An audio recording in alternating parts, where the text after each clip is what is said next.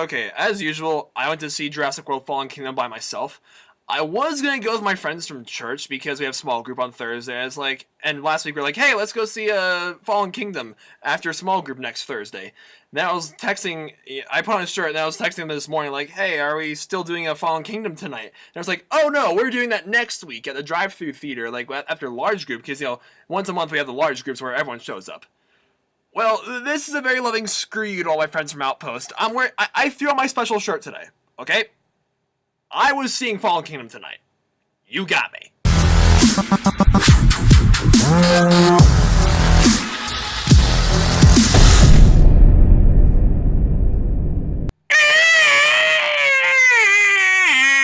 It's TVB, and I'm here to review the newest Jurassic World film, Jurassic World Fallen Kingdom, which is a follow-up to the 2015 Jurassic World, and it sees Chris Pratt and Bryce Dallas Howard, I think is how you say her name. Yeah, they return as their roles as Owen Grady. I call him Jurassic Pratt, and Claire and the two of them and two other kids have to bring back all the dinosaurs from Isla Nublar before it explodes. And it lives a very politically charged time period. It's like, oh, dinosaurs, saving them, it's like social issue has been happening lately. Whether we should save them or to just let them die, or this is the first Jurassic Park movie where the majority of it takes place off of an island. And oh, it gets crazy. Okay. If you've watched my channel for a while now, honestly, I feel like I'm just being a dead horse at this point. I was absurdly hyped for this movie. I'm pretty sure for those of you who've been watching my channel for a long time now, you're probably, sick of me hearing the same, things over and over again. But Jurassic Park 1 in 1993 is one of my favorite movies of all time. The visuals, the music, the thrills, the characters, the dinosaurs, everything about that movie is just masterpiece. It's one of my favorites. I could watch it over and over again. And Jurassic World, which came out in 2015, was my first legit movie review. And if it weren't for Jurassic World, I probably wouldn't be reviewing movies as often as I am today. Especially now that I'm actually, because at the time I was 16, I wasn't old enough to go to R-rated movies without parental permission, and I didn't have my driver's license at the time. Now I do, and I could go see movies as much as I want. So yeah, and it was that movie review that drove me to review more movies and see more movies. And if it weren't for that, I don't know what this channel would look like now. So yeah, I gotta really, clap my claws together for Jurassic World because of that. So of course, I was really hyped for Fallen Kingdom, especially when I heard that this was taking place off of an island. And they're setting up for I guess a dino-apocalyptic tale where dinosaurs are now starting to reclaim the mainland. They're reclaiming the world that was destroyed for them millions and millions of years ago. And now they're sort of, I guess it's gonna leave society in shambles, and now groups of human survivors are gonna live in a world reclaimed of prehistoric animals. That's just a speculation that I have going. I'm pretty sure plenty of other people have a speculation going. It's oh, they make a sixth Jurassic World film. What else is it gonna be about? Tell me. It's gonna be a dino apocalypse. And I mean, frankly, it's a lot scarier than a zombie apocalypse because, well, if I had a baseball bat, I can easily kill a zombie with a baseball bat, right? You're not killing killing a velociraptor with a baseball bat, let alone a T-Rex. Oh boy, you're gonna need at least a high caliber rifle to kill a T-Rex. But now that I've seen Jurassic World Fallen Kingdom, did it live up to its expectations?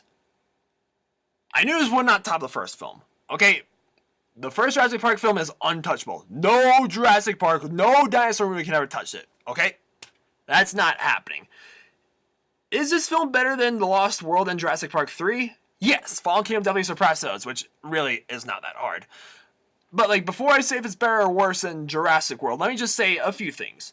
The characters all are brotherly. I mean, I loved Jurassic Pratt in the last movie. I love him again this time too. And Bryce Dallas Howard as Claire, yeah. She's fine too. She and Jurassic Pratt work well together in this film. Totally fine. And yeah, the one character I was worried about going to this film was Franklin, the sort of dweeby kid who just goes along for the ride. Yeah, he was kind of annoying. Honestly, he's really just there. He even says straight up why am I here?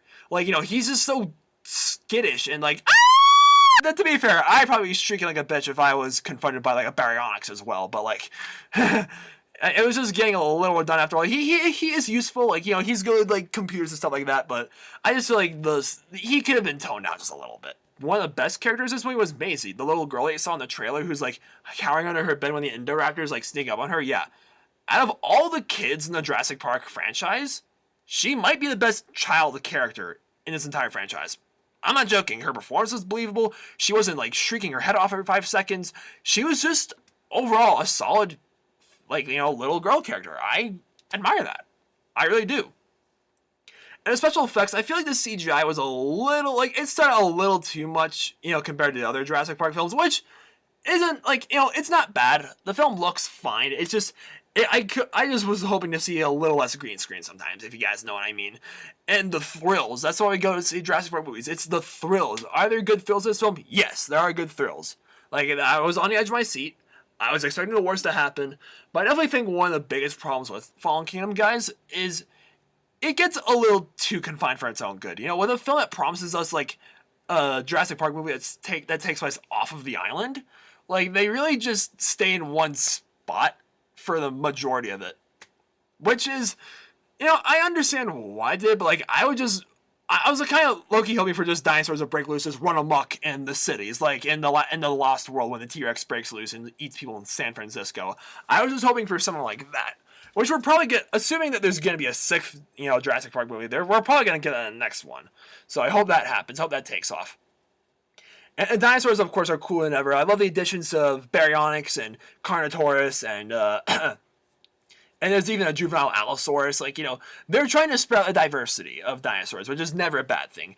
The Indoraptor, I mean, genetically engineered hybrids, like, it was a cool gimmick for the last movie. I really just hope they stop after this. Just keep the dinosaurs that actually existed, okay? Like, Indoraptor, we can stop there. And yes, the mother effing T-Rex is back once again. Every time she was on screen was just, the greatest, like, one of the greatest characters in cinema history. Like, you gotta love it. And Blue, the Velociraptor. Blue honestly becomes her own character in this movie. The Velociraptor, like, even after not seeing Jurassic Pratt for 3 years, they still have a bond. And you see those, like, adorable videos of, like, Jurassic Pratt training her and, like, her Velociraptor siblings when she was just a little baby. Like, oh my gosh, it was so cute! And, like, I want to be a zookeeper. I want to work in a captive, like, animal setting. Like, that's like, my stuff right there. It was just adorable. And I thought, like, you get, like, Velociraptors, of course, are, like, really smart and cunning killing machines. But you really get a better sense of her, like, Blue's emotion as well throughout this film. I don't want to spoil the moments for you, film, but like, this film definitely, like, hits your heartstrings, because especially when Isla Nublar is just blowing up from the volcano, and everyone, and, like, you're watching, like, as all the dinosaurs are dying, it's like, oh, no, why you got it, no, dang, jeez, oh, man. And, yeah, Ian Malcolm has returned, Jeff Goldblum, the one and only. The two best Jurassic Park characters, Jeff Goldblum's character and Jurassic Pratt, in the same movie. How could that not disappoint?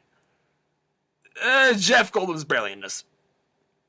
I hate to be really blunt with you guys there, but I really was hoping to see more of him. So, yeah, I mean, that's basically Fallen Kingdom for you guys there. It's fun. It's great to see characters come back. It's great to see the dinosaurs come back. And is this movie better than Jurassic World? I would say maybe not.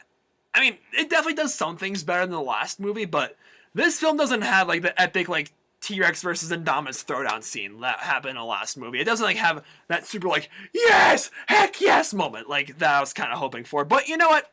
It was good as is. I will definitely, like, I'll defend this movie, because I know it's not getting so hot reviews from the critics right now, but I'm going to give Jurassic World Fallen Kingdom an 8 out of 10 stars. It's a really likable film. Oh boy, it's almost 2 in the morning, and I gotta shower and edit this and write an entire poem that's due by midnight. Oh boy. Yeah, this summer's been pretty crazy. So yeah, Jurassic World Fallen Kingdom. Have you guys seen it? Tell me, what do you think about it? I mean, I just love dinosaurs. Dinosaurs have been, like, my thing since I was just a little kid. Like, I'm really happy, like, that this franchise is still around and kicking it. So, yeah, thank you guys for watching. If you haven't subscribed, like, please subscribe and check out my links in the description. My name's TVB9. I hope you guys have a fantastic day.